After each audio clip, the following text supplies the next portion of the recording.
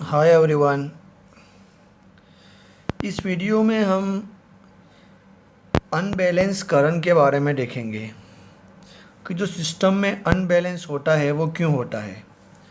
हम सिस्टम में देखते हैं कि कभी कभी क्या होता है कि हमारा थ्री फेज सिस्टम होता है। जैसे मीटर हमारा होता है, किधर मीटरिंग होता है, उधर ये तीनों फेज का जो ए मीटर होता है वो अलग अलग रीडिंग दिखाता है।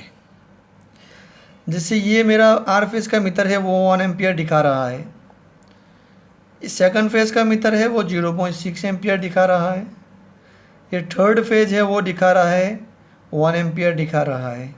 वो ऐसा क्यों दिखा रहा है? इसे अनबैलेंस करंट किसको कहते हैं?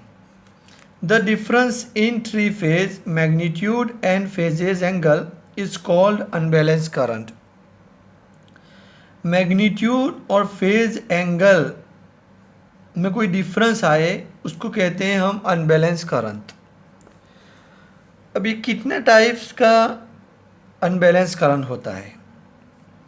जैसे नेगेटिव सीक्वेंस करंट और जीरो सीक्वेंस करंट, ये दो टाइप्स का अनबैलेंस करंट हमारे सिस्टम में होता है। अभी जो जीरो सीक्वेंस करंट होता है वो सिर्फ स्टार में होता है। किस में होता है? सिर्फ स्टार में। जबकि नेगेटिव सीक्वेंस जो करंट है वो स्टार में भी होता है और डेल्टा में भी होता है। ये हमने देखा types of unbalance current. Next हम देखेंगे उसका एग्जाम्पल।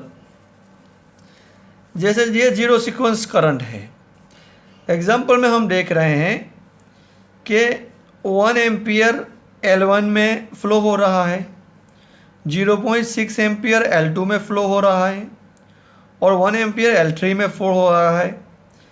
तो हम इसको कैलकुलेशन करेंगे। जैसे उसका कैलकुलेशन है I0 से हम जीरो सीक्वेंस करंट को डिनोट करते हैं। हम नेगेटिव सीक्वेंस का एग्जांपल देखें तो नेगेटिव सीक्वेंस में आप देख रहे हो कि पूरा चेंज हो गया है। तो देखें कि L1 L2 के बजाय L2 L1, L1 L2, L3 L3 पूरा सीक्वेंस चेंज हो गया है। तो इधर हम जैसे कैलकुलेशन करें तो इसमें हम नेगेटिव सीक्वेंस करंट को हम I2 से डिनोट करते हैं।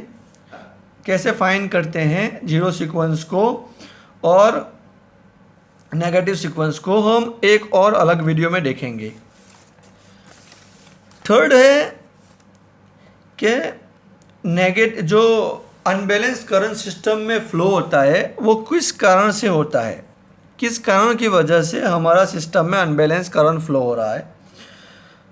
तो उसमें एक पहला रीजन तो है motor with unbalance in winding. Winding में कोई अनबैलेंस है तो उस टाइम पे हमारा क्या होगा? अनबैलेंस करंट फ्लो होगा। जैसे टर्न्स चेंज हो गए उसकी वजह से भी हमारा अनबैलेंस करंट फ्लो होगा।